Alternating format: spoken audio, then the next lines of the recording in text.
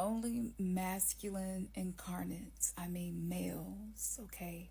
Predominantly male dominated individuals, okay?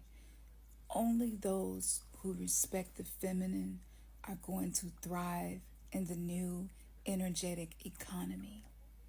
The economy is shifting within the financial market because finances is a representation of currency, and currency is a representation of energy in motion. It's a current that moves through the sea. This is why maritime law, Black's Law Dictionary, when you go to court, you have a docket.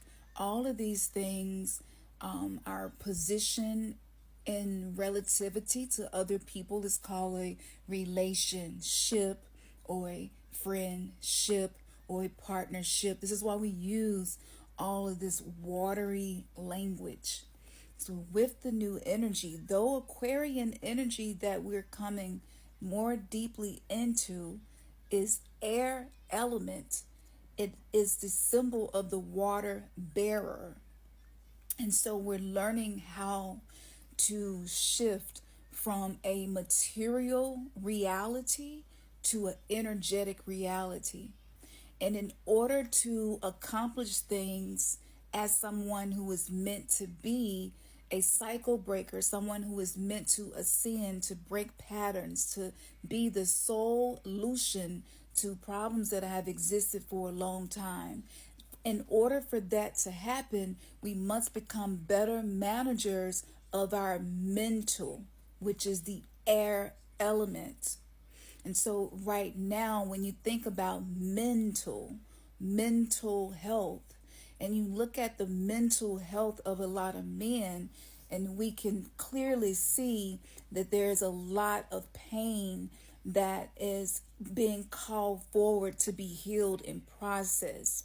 This is why I don't give advice for women to be gold diggers and to just focus on what a man can give to them for many, many reasons. But it's very dangerous, especially in this energy when so much wounded feminine and masculine energy is coming forward to be healed. It's really, really dangerous.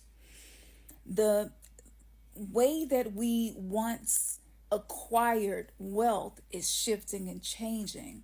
So for a lot of women, it's going to be more so the feminine energy and resting, receiving the things we are not used to doing because we're doers. Most women are very high functioning codependents, meaning we can be tethered to everybody's needs, know what you need before you need it, be there for you whenever you need us, give advice unsolicited, be exhausted, continue doing and doing because we feel this strong sense of I must be responsible because if I'm not, it's going to all fall apart. The spiritual downside of being codependent in this new ascension where we're shifting from one way of getting things done to another more efficient way of getting things done. The danger of codependency in this is that a lot of us have intertwined our destiny with other people.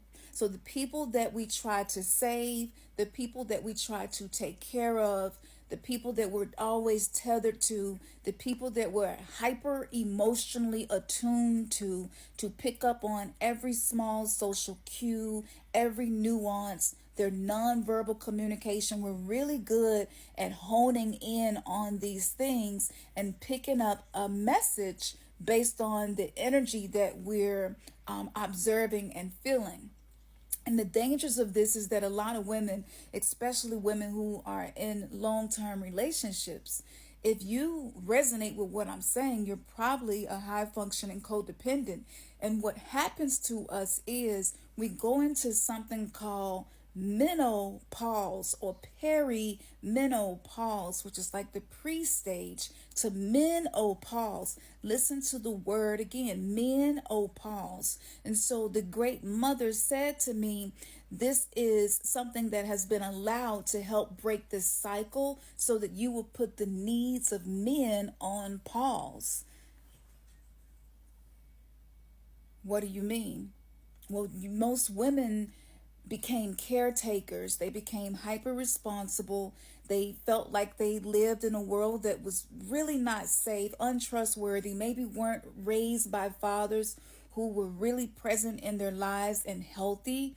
A lot of women didn't have that. A lot of women, especially spiritual women, had a strange relationship with their mothers. And maybe, there were things in a relationship they wish was different, but it wasn't. And it caused a wound in them. So they carry a mother wound. And in order to heal that mother wound, they became mothers. They became caretakers. They tried to be everything that they felt like they didn't receive from their mothers. And so for a lot of us, we got into relationship with partners who may be lower functioning than us in different ways for different reasons. Neurodivergence is a conversation that must be had. If you don't know what I'm talking about, go and watch my videos on my new YouTube channel and read the blog on my website. Get familiar with these words, because if you're someone who is not okay with going along to get along and living as an automaton and following the blueprint that has been laid before you, then you're someone who's going to want to pay attention to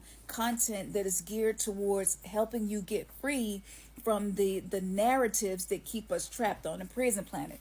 See, menopause, on a hormonal level, a woman is not able to push through. This is why so many women are burning out. I went through it several times. It was really public. I posted some of the content that came from me going through burnout. But we crash and burn. Usually when you get to 40, it's happening earlier, even in the mid 30s. Your hormones start to change. And so you don't have the energy anymore. You don't have the bandwidth to give, to caretake, to be hyper vigilant, to be hyper responsible. And if you grew up too fast like I did, and you were a parentified child, or you had to learn how to be responsible at an early age, then 9 times out of 10, you have attracted people into your life who may struggle with responsibility and accountability. That may not be their strength. We're meant to learn from each other. This isn't about pointing fingers. This isn't about who's better or anything. That's why I don't get into those conversations. We need to really get away from anything that's divisive, because that's not the new frequency of the new planet. That's not the new consciousness that's rooted in love. And so menopause, our hormones force us into pausing. And this is really hard. This is coming from someone who believes in having a job, a side hustle, a career, and a passion. And I've not worked for anybody else since 2006, because that's how much I believed in myself and my capacity. And now I'm in perimenopause and I'm having to slow down. I can't do as much. I don't have the bandwidth. I don't have the energy, brain fog, forgetfulness, so many things. And now I'm starting to realize I have put way too much on my plate, and I have been a caretaker to men, and I have trained them to have high expectations of me that was created by the patriarchy, that was meant to be a paradise for parasites. I don't want to feed into that system anymore. This is the energy that the divine feminine and the divine masculine is being called into. So I hope that this helps somebody. I hope that I clarified this. Put a big bookmark on this. Come back to it, listen to it again. It's so much more, because I can talk about ministrating as well and what that means. Women get men straight when we bleed, and we're releasing energy oftentimes that we absorb through them, whether it's our father, our men, whoever. We are very absorbative to energy. And so with that being said, this is just a mini lesson of the perspective from which I speak and I teach. If this spoke to you, share it with somebody else and drop a comment and let me know. But yes, keep watching my content. I'm taking it slow. I'm committed to the soft life era. And it's hard for a hustler like me to trust the process and trust the divine and trust that rest is going to attract to me what it is that I desire. Yeah, that's what I got to do. Okay.